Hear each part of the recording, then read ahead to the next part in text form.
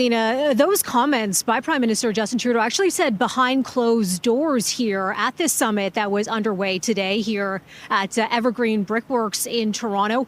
He was talking about what we've been hearing from U.S. President Donald Trump seemingly for weeks now, just kind of him mulling over this idea of making Canada the 51st state.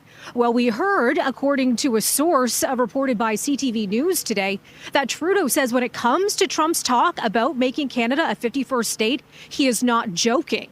He says that this threat is a real thing. It has to do with Canada's critical minerals. So certainly those comments coming from the Prime Minister bound to get a lot of eyebrows raised over the next little while. And of course, Trump, that's not the only comment we heard about him today, because a lot of this has to do with that threat of those tariffs coming from Trump. They are on pause at the moment. We do have 30 days of breathing room until we could see them take effect at the beginning of March. So for now, we are seeing elected people. We're seeing ministers from the cabinet. We're seeing leaders in business, in labor come together today, about 150 people all together, to kind of draw up some ideas, to build some relationships. How can we rethink the way that Canada carries out trade within our country and also internationally? The idea here, not leaning so much on the U.S., because this threat of tariffs, it has really shown just how vulnerable Canada is to different things that happen south of our border. We were hearing from some key ministers today that have to do with this subject, Anina Annan and François-Philippe Champagne. I want to share their comments. Have a listen.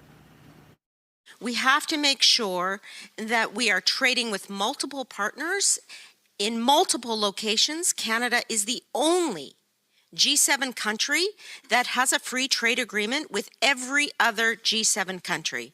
That means while we address a situation with the U.S., while we move to eliminate interprovincial barriers to trade, we are also ensuring that we diversify Canadian supply chains for Canadian manufactured products. This is about Canada being ambitious. This is about Canada being confident. This is about Canada winning in the economy of the 21st century. I can tell you in our conversation we had in Washington, there's never been a better time to make the case for Canada. We know we have a reprieve, but we need to double down and making sure that our American friends understand the integrated nature of our relationship. The fact that we buy more from the United States than China, Japan, the UK, and France combined. And I would say Canada has everything to succeed.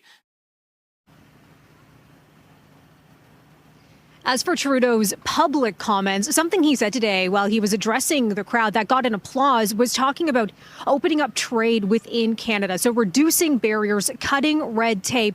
That, he says, is something that's being embraced by premiers across our country. So expect steps to be taken when it comes to that over the next little while. But this meeting today isn't just about, rethinking the next 30 days until we could see those tariffs take effect at the beginning of March. It's also rethinking the next 4 years while Trump is in office, and also the years after that. For now, I'm going to throw it back to you, Lena. Okay, Melissa.